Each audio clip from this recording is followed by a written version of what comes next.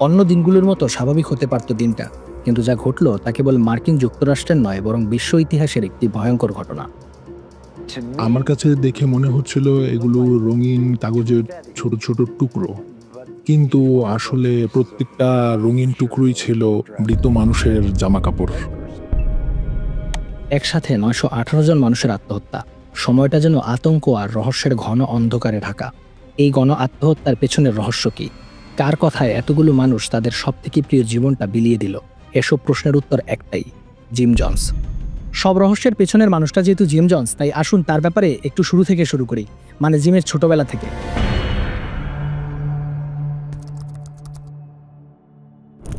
জিমের জন্ম হয় ১৯৩১ খ্রিস্টাব্দের ইন্ডিয়ানার লিন নামক শহরে একটি গরিব পরিবারে। এই শহরের অলিখিত নিয়ম ছিল, কোনো কালো মানুষ এই শহরে এলে তাকে সূর্য ডোবার পূর্বেই শহর ত্যাগ করতে হবে। অর্থাৎ এই শহরের মানুষ কৃষ্ণাঙ্গদের একেবারেই পছন্দ করত না। শহরে উগ্র শ্বেতাঙ্গদের গুপ্ত সংগঠন কু ক্লাক্স ক্লান সক্রিয় ছিল। তারা সপ্তাহে একদিন একত্র হয়ে কৃষ্ণাঙ্গদের উদ্দেশ্যে ঘৃণাসূচক কথাবার্তা প্রচার করত। জিমের বক্তব্য অনুসারে তার বাবাও এই সংগঠনের সাথে যুক্ত ছিলেন। এমন একটা শহরে বড় হলেও মায়ের শিক্ষায় অনুপ্রাণিত জিম ছোটবেলা থেকেই ছিল ভালোবাসা প্রবণ। সে রাস্তা থেকে কুকুর, বিড়াল ও অন্যান্য গৃহপালিত প্রাণীদের তাদের গ্যারেজে এনে রাখত। গ্যারেজের দ্বিতীয় তলায় সে তার কুরিয়ানা প্রাণী ও প্রতিবেশী বাচ্চাদের উদ্দেশ্যে ধর্মীয় বাণী প্রচার করত, যেমনটা চার্চে করা হয়। ১৯৪৫ খ্রিস্টাব্দে জিমের মা বাবার মধ্যে বিবাহ বিচ্ছেদ ঘটে। ফলে জিম ও তার মা ইন্ডিয়ানার রিচমন্ডে চলে আসে। সেখানে সে একটি হাই স্কুলে ভর্তি হয়। জিমের আগ্রহের জায়গা ছিল ধর্ম। ক্লাসের অন্যান্যরা যখন প্রেমিকা নিয়ে ব্যস্ত থাকত, জিম তখন হাজির হতো চার্চের অনুষ্ঠানগুলোতে, কারণ জিমের স্বপ্ন ছিল যাজক হওয়ার। জিমের বর্ণনা মতে এই সময়ে সে কমিউনিস্ট চিন্তাভাবনার প্রতিও আগ্রহী হয়ে ওঠে। দিনের বেলা স্কুল শেষে রাতে জিম একটি হাসপাতালে কাজ করত। সেখানে তার দেখা হয় মার্সেলিনের সাথে। ১৯৪৯ খ্রিস্টাব্দে জিমের বয়স যখন ১৮ বছর, সে তার থেকে ৪ বছরের বড় মার্সেলিনকে বিয়ে করে। এই সময়ে জিম কমিউনিস্টদের সাথে যুক্ত ছিল। কমিউনিস্ট পার্টির সদস্য না হয়েও সে তাদের সাথে কাজ করত। ১৯৫০ খ্রিস্টাব্দের দিকে জিম ইন্ডিয়ানাপলিসে যায় এবং একটি মেথডিস্ট চার্চে প্যাস্টর হিসেবে যুক্ত হয়। কিন্তু ইন্ডিয়ানাপলিসে ছিল উগ্র শ্বেতাঙ্গদের হেডকোয়ার্টার। তবুও জিম সেখানে ভ্রাতৃত্ববোধের কথা প্রচার করতে থাকে। ফলে বর্ণবাদীদের পক্ষ থেকে জিম নানা রকম বাধার মুখোমুখি হয়। বর্ণবাদীরা জিমের পরিবার নিয়ে কটু কথা বলতো, চার্চের ভিতরে মরা প্রাণী ফেলে রেখে যেত। বর্ণবাদের বিপক্ষে প্রতিবাদ স্বরূপ জিম কৃষ্ণাঙ্গদের চার্চে আমন্ত্রণ করত এবং তাদের প্রথম সারিতে বসতে বলতো। কিন্তু জিমের এসব কাজে চার্চের পক্ষ থেকে বাধা দেওয়া হয়, তাই জিম মেথডিস্ট চার্চ ত্যাগ করে। অন্যদিকে এই সময় কমিউনিস্টদের সাথে কাজ করাও ছিল বেশ বিপজ্জনক, কারণ তখন মার্কিন সিনেটর জোসেফ ম্যাকার্থির নেতৃত্বে কমিউনিস্টদের প্রতি নানা রকম ভীতি ছড়িয়ে দেওয়া হচ্ছিল। কমিউনিস্টদের একটি র্যালিতে অংশ নেওয়ার কারণে জিম ও তার পরিবারকে অনেক সমস্যায় পড়তে হয়েছিল। কিন্তু এসব ঘটনা জিমকে দুর্বল করার থেকে বরং তার আদর্শের উপরে আরও শক্ত অবস্থান নেওয়ার প্রতি উৎসাহিত করে।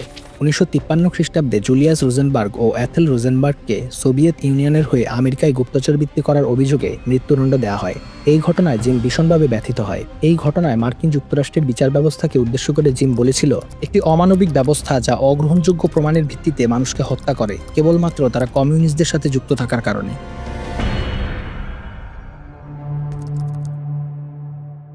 একদিকে বর্ণবাদীদের বিরোধিতা, অন্যদিকে কমিউনিস্টদের বিপক্ষে রাষ্ট্রের কঠোর অবস্থান। ফলে জিম কোনোভাবেই নিজের মত প্রকাশ করতে পারছিল না। সে তখন সিদ্ধান্ত নেয় চার্চের মাধ্যমে নিজের ধর্মীয় ও রাজনৈতিক চিন্তাভাবনা প্রচার করার। ফলে ১৯৫৪ খ্রিস্টাব্দে জিম তার নতুন চার্চের যাত্রা শুরু করে, যার নাম ছিল the community unity church.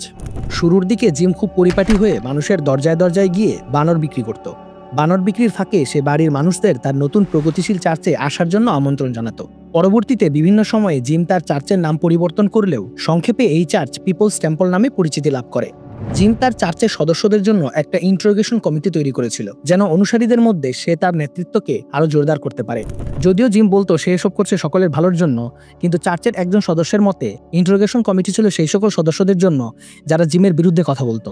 Gym তার চার্চের সদস্যদের সন্তান দত্তক নেয়ার প্রতি উৎসাহ দিত এবং সে নিজেও 7 জন সন্তান দত্তক নিয়েছিল। ১৯৫৯ খ্রিস্টাব্দে জিমের দত্তক নেওয়া এক সন্তান ও চার্চের 4 জন সদস্য সড়ক দুর্ঘটনায় মারা যায়।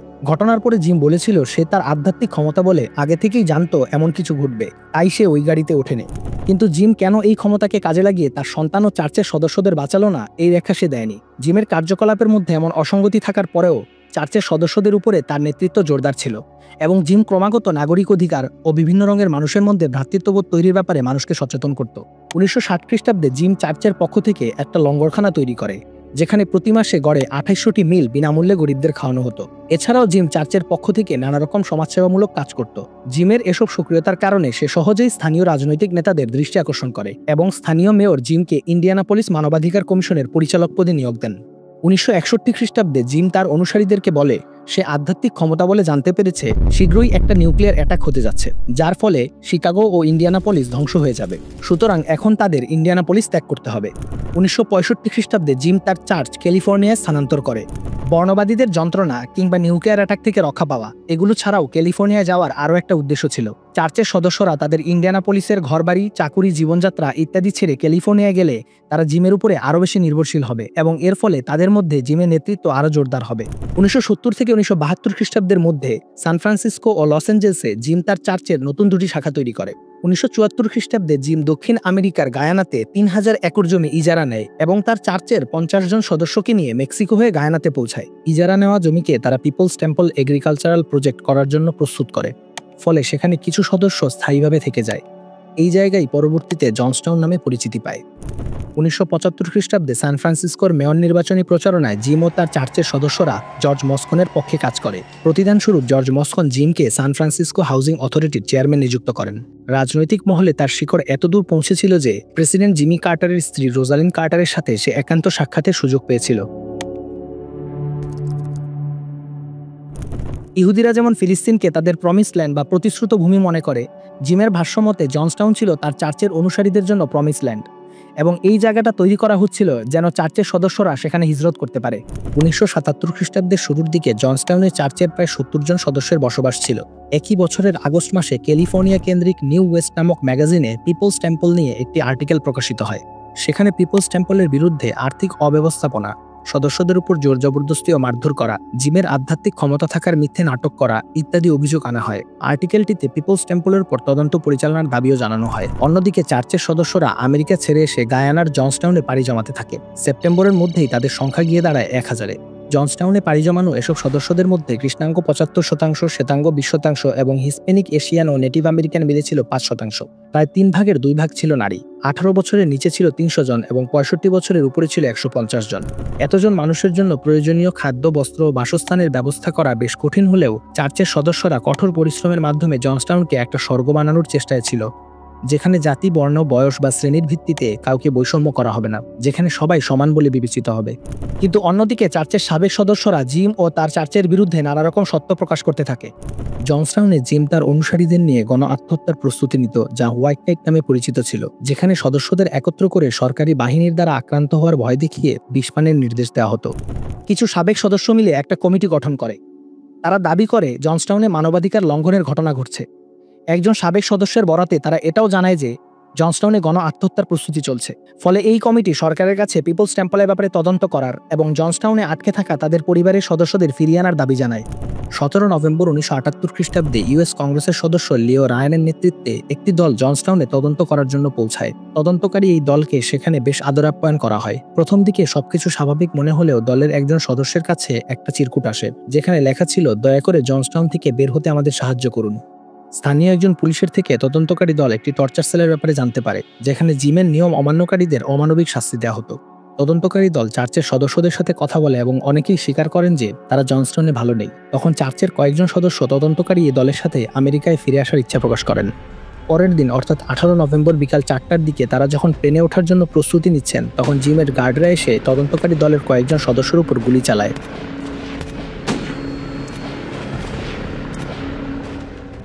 এতে কংগ্রেস সদস্য লিও রায়ান ও 3 জন সাংবাদিক সহ মোট 5 জন নিহত এবং বেশ কয়েকজন আহত হন। লিও রায়ানের সহকারী জ্যাকি স্পিয়ার 5 বার গুলিবিদ্ধ হলেও প্রাণে বেঁচে যান।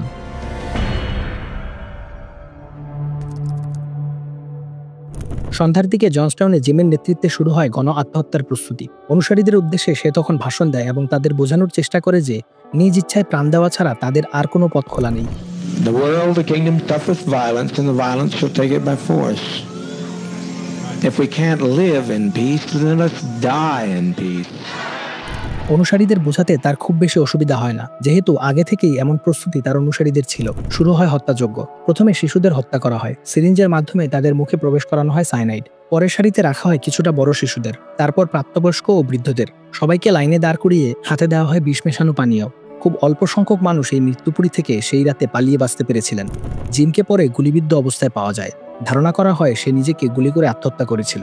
এভাবেই এক সন্ধ্যায় জিম তার 900-রও বেশি অনুসারীর সাথে মৃত্যুর উদ্দেশ্যে যাত্রা করে।